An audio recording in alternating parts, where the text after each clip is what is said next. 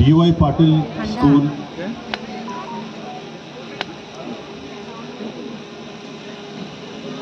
started its journey in 2015, if I remember correctly what I was told. And in 7 years, this school has proved to be a major learning point for the children of not only Patna, but various districts of North Bihar. And today I am privileged to be here, to be a part of your annual day celebration. In the audience, Srimati Rachna Patil, IAS, Additional Secretary, GAD, Government of Bihar, Shri Gautam, IPS, Superintendent of Police from West Bengal, Shri Prem Ranjan Kumar, Chairman of the school, Srimati Anita Singh, Principal of the school, other faculty members of the school, teachers, non-teaching staff of the school, dear parents, relatives of the children, and प्रिय प्यारे प्यारे बच्चों, dear children. I'm very happy, and all the people sitting here must be very happy because you are seeing your kids, your children, your heartthrobs performing on the stage. मुझे भी याद आता है जब मैं मेरी छोटी बेटी स्कूल में पढ़ती थी और डांस परफॉर्मेंस करती थी तो हम लोग भी कैमरा लेकर आगे आगे उसकी रिकॉर्डिंग के लिए आते थे और प्रिंसिपल से और स्टाफ से डांट सुनते थे, जैसे आप डांट सुने कि पीछे जाकर बैठिए, आप डिस्टर्ब कर रहे हैं। तो मैं आपके उत्साह को समझता हूँ। I can appreciate and I can understand your excitement and enthusiasm. अपने बच्चों को, अपने जिगर के टुकड़ों को स्टेज पे परफॉर्म करता देख एक बहुत सुखद अनुभूति होती है। It's a great experience. और इस जाड़े की ठंडी शाम में मैं प्रेम रंजन जी को बोल रहा था कि बहुत ठंड बढ़ रही है और बच्चे सब, मुझे लगता है कि दे नीड मोर वार्मथ। लेकिन मुझे लगता है कि more warmth you get by your performance. हाथ में माइक आया, आप डायलॉग बोले, आपने गीत गाया, तो इन सब से आपके अंदर एक उत्साह और ऊर्जा की जो गर्मी होती है, the energy of your performance guides you and it drives you towards the path of success. मुझे जब भी मौका मिलता है, whenever I get opportunity, I get a chance to be among the children, मैं जरूर आना चाहता हूँ, क्योंकि मेरा ये मानना है कि आप क्लीन स्लेट हैं।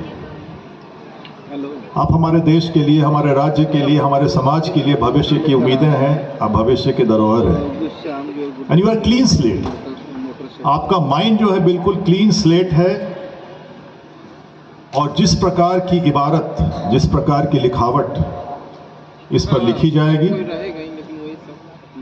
आप उसी तरह के नागरिक बनेंगे और हमारे राज्य को, हमारे देश को, हमारे समाज को अच्छे कानून प्रिय, शांति प्रिय नागरिकों की आवश्यकता है, जो प्रबुद्ध हों, जिनके अंदर ऊर्जा हो, जिनके अंदर सकारात्मक कार्य करने की क्षमता हो, जिनके अंदर सकारात्मक कार्य करने की प्रेरणा हो।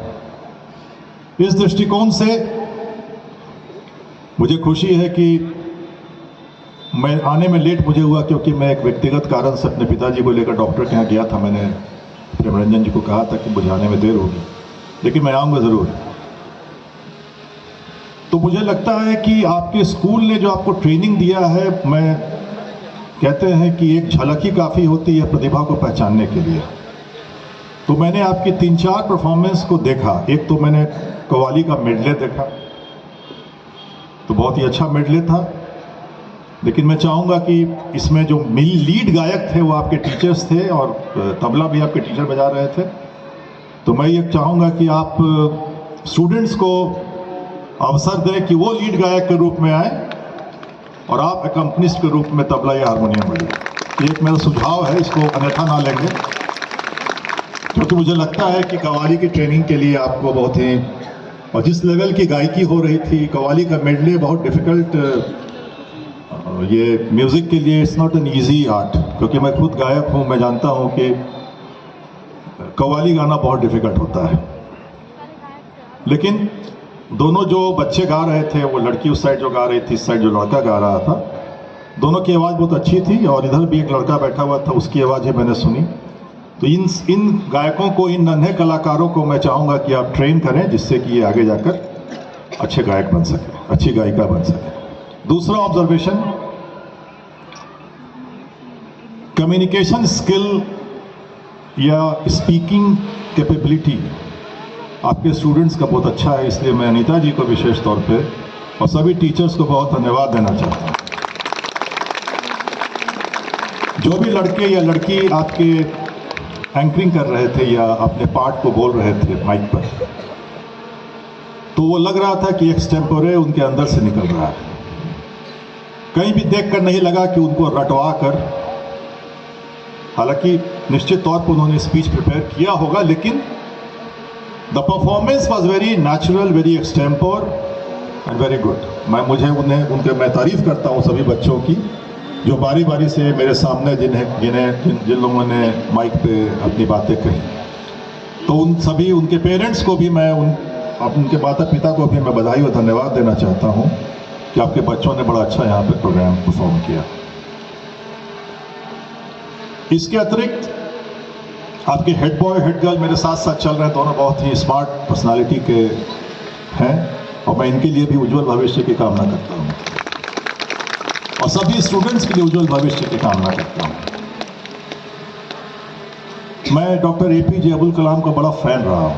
उनके साथ मुझे कुछ वक्त बिताने का अवसर मिला जब मैं वो प्रेसिडेंट ऑफ इंडिया थे और बिहार आए थे और मैं उनका एस्कॉर्ट ऑफिसर था। उनके एक लाइंस को मैं हमेशा कोट करता हूँ जब भी बच्चों के बीच जाता हूँ। शिक्षा देती नई कल्पना, कल्पना लाते नए विचार, नए विचारों से मिले ज्ञान, ज्ञान आपको बनाए महान। ये ज्ञान है जो आपको महान बनाता है।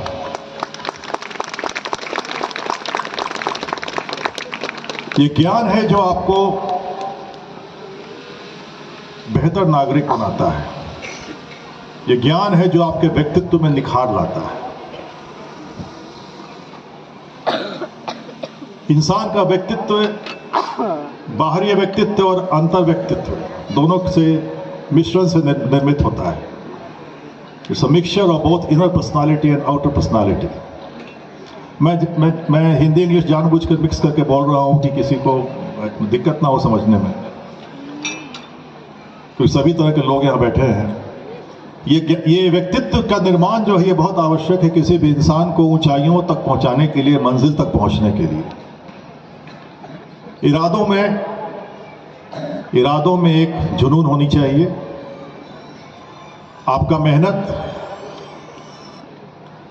आपकी मेहनत सार्थक ढंग से सही दिशा में लगनी चाहिए और सबसे महत्वपूर्ण है कि आपका जो मार्गदर्शन कर रहा है, जो आपको गाइड कर रहा है, यानी कि आपके टीचर्स, आपके पेरेंट्स, आपके गार्जियन, आपके फ्रेंड्स, वो सही हों और वो गाइडेंस का रास्ता जो हो वो सही रास्ते पे जा रहा हो।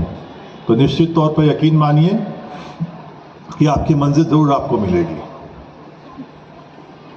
मुझे खुशी है कि रचना जी सीनियर IAS ऑफिसर है बिहार गवर्नमेंट में, इनकी बेटी भी स्कूल में पढ़ती है और मैंने उसका गाना सुना, वो सबसे किनारे में स्वागत गान में वो थी और मैंने इनको बधाई दी कि बड़ा अच्छा गा रही थी वो।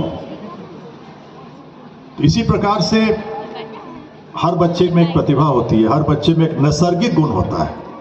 तो मैं आपको ये कहना चाहता हूँ कि अपने बच्चे की प्रतिभा को पहचाने, उसके अंदर जो नेचुरल टैलेंट है, जो नैसर्गिक गुण है, जो प्राकृतिक उसके अंदर गुण है, उसको उभरने का अवसर प्रदान करें। अगर वो आईएएस बनना चाहता है तो उसे आईएएस बनने दें, उसे डॉक्टर नहीं बनाए। और अगर वो डॉक्टर बनना चाहता है तो उसे डॉक्टर बनने दें, उसे फिर आईपीएस या आईएएस ना बनाए।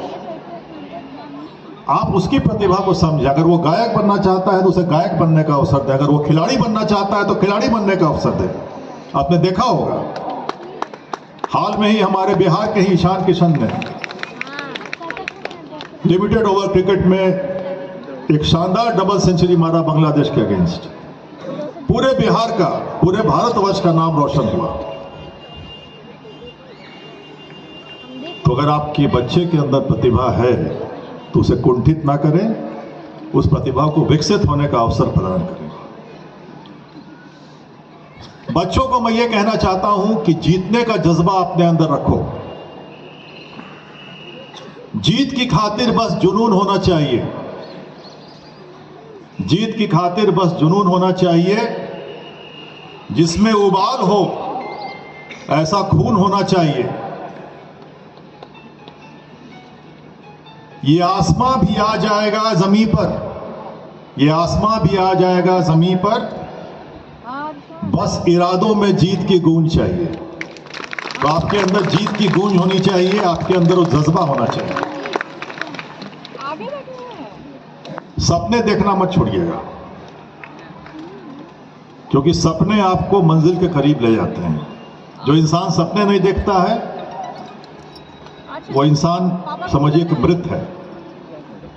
सपने आपके हौसले बनते हैं और उन हौसलों को पाने के लिए आप सोचते हैं, संघर्ष करते हैं, आगे बढ़ते हैं। यही तो जिंदगी है, अन्यथा जिंदगी तो निरर्थक हो जाएगी।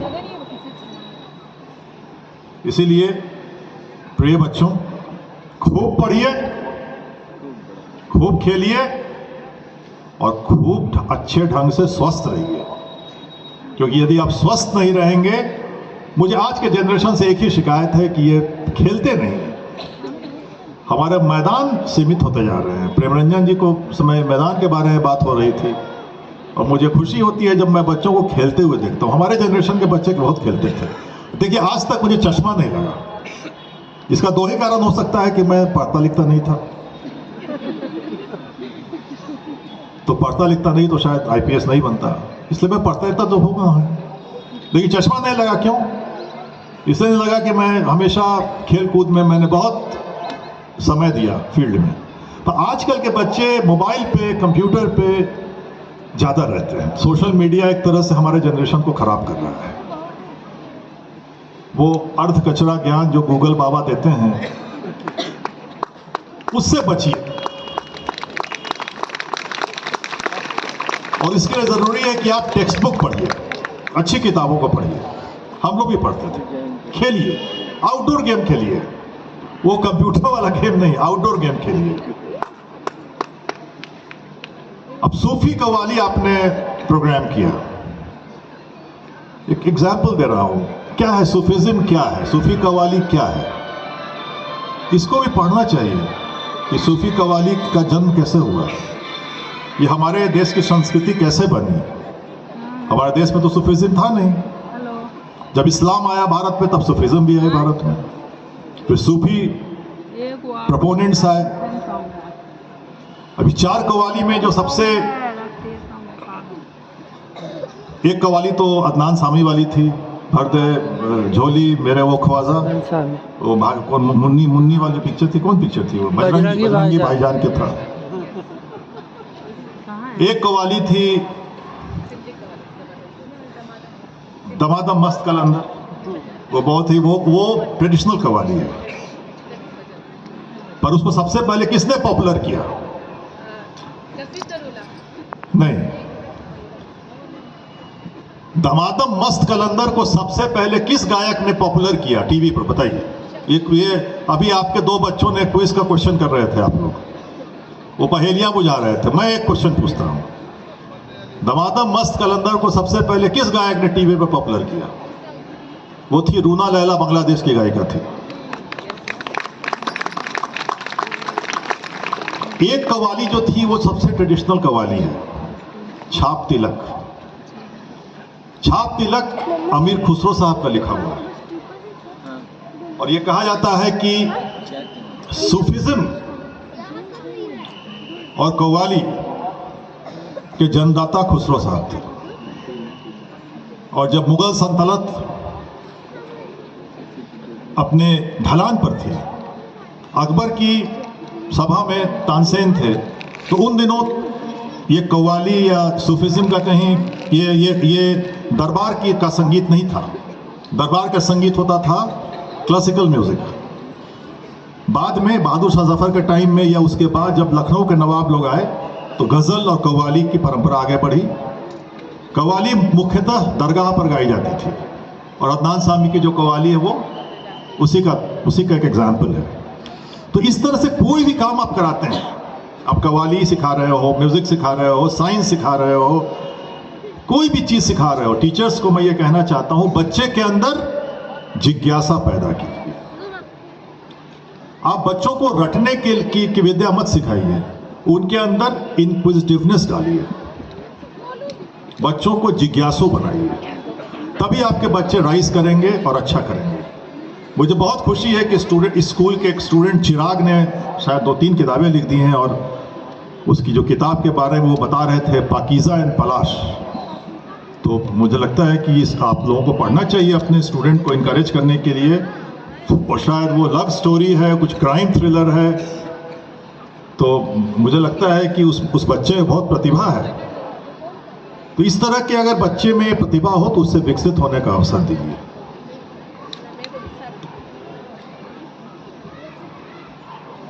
कोई भी विद्यालय तभी महान बनता है जब उसका प्रोडक्ट महान होता है। ये टीचर्स के लिए, रंजन जी के लिए चुनौती है कि आप अपने स्कूल को 7 साल में अगर आप इस मुकाम तक पहुंचे हैं तो आपका ये टारगेट होना चाहिए कि अगले 7 साल में हम यहां तक पहुंचे। यही मेरी शुभकामनाएं आपके लिए है कि आपके बच्चे न सिर्फ बिहार में बल्कि पूरे देश में क्षितिज पर जाए, अपना नाम रोशन करें। और प्रिय बच्चों, मेहनत में कभी कमी मत रखना, क्योंकि ऐसा कोई काम नहीं है जो आपके लिए मुमकिन नहीं है। देश के बहुत बड़े कवि थे दुष्यंत कुमार, गजल राइटर थे, मैंने उनके एल्बम को भी मैंने गाया है। उनका एक बहुत ही खूबसूरत शेर है जिसको मैं समर्पित करता हूं बच्चों को लिए। कौन कहता है कि आसमां में सुराख नहीं हो सकता? कौन कहता है कि आसमां में सुराख नहीं हो सकता? एक पत्थर तो तबीयत से उछालो यारो। तुम्हारी उम्मीद, तुम्हारे उत्साह, तुम्हारी ऊर्जा, तुम्हारी मेहनत के आगे सभी नतमस्तक हैं। आगे बढ़ो, नया बिहार बनाओ, स्वस्थ बिहार बनाओ, आगे बढ़ो, सार्थक जागृत समाज बनाओ, आगे बढ़ो, देश के निर्माण में अपना योगदान दो। बहुत बहुत धन्यवाद। जय हिंद।